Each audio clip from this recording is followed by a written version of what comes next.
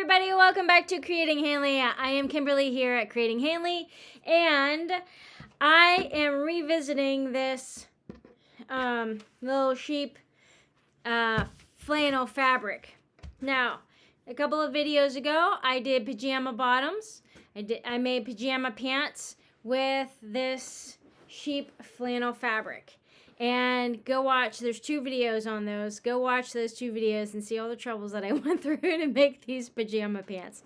But I will say the outcome is nice. I like them. I wore them already. They're nice. And they're just for me. I would never sell them. They're not perfect. But go watch the videos and you'll see. Especially the, both of them. So the one says pajama pants. And my first attempt, this is my first attempt at making clothing, actually. Not in my lifetime, but like recently, yes. And then the second video is how I altered it. And I just did that 3 hours later, in the same day. But so I made a second video, and I told you in that video that if the pants were a problem, because I was going to sleep in them that night, if they were a problem, I would make another video about it. I'm not making another video. They're fine. I like them. And this fabric is nice. So usually, like in the winter, I wear fleece. So I have, I have all kinds of different cotton pajamas. Fleece is another one. I like those, big, soft, fleecy jammies, but they're hot. And in this menopause body now, I can't be wearing them, even in the winter. It's hot, and plus I have too many blankets. I don't know, but anyway, this thickness of the flannel here was nice. Let me tell you that. So it worked out great. The waist was a little big. Now I will say that. Of course, you'll see in the video if you watch it. The waist was big. It looks like I was like this big. Now I'm shrunk, and the way that I did the cording, it worked great. It fit it, yeah. But when you undo the cording, like the waist comes out to this big now. Yeah, it's kind of funny. I just had to laugh. But anyway, it's comfortable and it worked. But I am rambling on, but I wanted to show you. I made a couple other projects with that fleece. I say fleece, flannel. And I made this envelope pillowcase. Now, if you don't know how to do an envelope pillowcase, this is not a tutorial on how to do it, but I will tell you how to do it real quickly. But watch any other video on YouTube on how to make an envelope pillowcase, and you'll be able to follow along with those instructions, whatever video you follow. But I will say, with the fabric that I had left over, I made this 12-inch envelope pillowcase. I made this eye pillowcase. So it actually is a pillowcase. You just slide in and slide out. And so this is an eye pillowcase. And when I say eye pillow, you guys know what that is, right? Like, you put this over your eyes when you're sleeping or doing yoga or meditating or something. So anyway, this is a really big eye pillow. It's hefty. It's big. I think like these big heavy eye pillows are not recommended anymore because of the weight to them. Putting a lot of weight on your eyeballs, your eyelids, your eyeballs, even if you are like face up with this just resting, has been, I think, I have to look into this, but I think it's been said it's not a good idea, but I still occasionally use this. And sometimes I use it over my ears.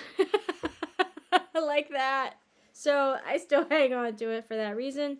So I made a pillowcase. Now what I do is I just took the fabric and I did a FrankenFabric. And I made a big panel of fabric. And then of which I sewed all this stuff. And then I did another envelope pillowcase because I have another eye pillow. But this one is smaller. So I did an envelope pillowcase, which I wanted to do with this big one. But I made this too small, which is weird because I actually added 3/4 of an inch extra fabric. Now, this pillowcase, as you can see, I'm kind of struggling. It's tough to get in and out because I overlapped by several inches. And it's difficult to get this one out. But fortunately, this one is smaller than this one, and it's a lot more squishy, so it's better. So here's my eye pillowcase, or my eye pillow for this one. And this one actually has a zipper. I could add more. Now this has flaxseed in it. I could add more flaxseed because it's all down here, but I don't want to because I don't want it to be as heavy as this. But that's always a possibility. And I do see flax seeds, they occasionally leave this, which is kind of why I wanted to do an envelope pillowcase for this one, because it might capture the flax seeds instead of them falling all around. So you can see how I'm struggling here, but that will keep this contained. So this will be good. Now, I was a little bit concerned about all these ridges, like all of these seams. I didn't really want all these seams in an eye pillow or in a pillow. But I don't think it's going to be that big of a deal. I really don't. So you might get a little bit, like if you lay on this for a long period, for several hours, you might get a line on your skin, like right where the seam is. But for these, you're not going to get a line because it's going to be on top of your eyes and you're not pushing your head on it. It's just the weight of this is just laying on top of your eyes. And also, you don't have it on your eyes for hours at a time. It's just a little bit of time. So anyway, that is what I made with the leftover fabric. So I made FrankenFabric. And I also did a video on Frankenbatting in the past. So somewhere in my cadre of videos, I don't know, there's there's that. But anyway, this is all the fabric I have left over. Of course, I saved it. This is it. So scrap pieces here. This is the selvage edges, which I'm not going to do anything with. This is all scrap. These I could potentially sew together, maybe, and, make a little bit extra fabric. I could potentially put these together and have like a little piece of fabric and do a small project with. I don't know. Either that or these are just all going into my scrap box, and they will be added to another project. I mean, look at this little sheep. I could put these little sheep in some kind of scrap quilt block or something. These are going into, this probably won't go into a scrap quilt block, maybe. A little sheep face. Yeah, these can go into as like stuffing, because remember, this is flannel, so this is kind of soft and fluffy. So maybe I can make a cat, toy or something. This could be stuffing for a cat toy, something along those lines. But I really try to save as much stuff as I can. I try not to waste. And I just wanted to come on this video and show you guys real quick what I made with the leftover pieces. So you can do that too. Like, you can, whatever projects you have that you think you might, put this to good use. Now, I will say on my pillowcase, I made this, so you can see as I'm pinching this, it's a little bit of extra fluff, a little bit of extra sides I made the pillowcase a little bit bigger, and I did that on purpose, because if I squish it down, I want the pillow to like have room to squish in the pillowcase. I don't want it to be so compressed by the fabric that the fabric seams start, getting really tight. So I did that on purpose. Now, when you watch the videos, I'm sure all of them will say, only cut to the size of your pillow. So this is a 12-inch pillow. I added a 1/2 inch seam allowance on either side. So that gave me extra, but remember, I did that on purpose. Now, if you are making a really nice pillow for somebody as a gift, or you want to do it right, then you only measure to the size of your pillow. So what you do for an envelope pillow, I'll tell you the instructions real quick. This is a 12 by 12 pillow. You cut your fabric 12 inches, so long and deep, right? Long and deep. So you cut it 12 inches this way and then double it 24 inches this way, because see, this is not a seam. This is a continuous sheet of fabric from here. So this is what I mean by envelope pillow. This is how you put it in. So from here, wrap around all the way back to here is double plus 5 inches. So because you want an overlap here, okay? You don't want the pieces to meet just like this, because if they just meet right like that, chances are they're gonna end up like this. I have a couple pillows that does that in the back. I actually don't care, but that's what happens. If you wanted to, you can get real fancy and you can add a button, or you can add a couple buttons, and then now you can display this on the front, and that can be very decorative.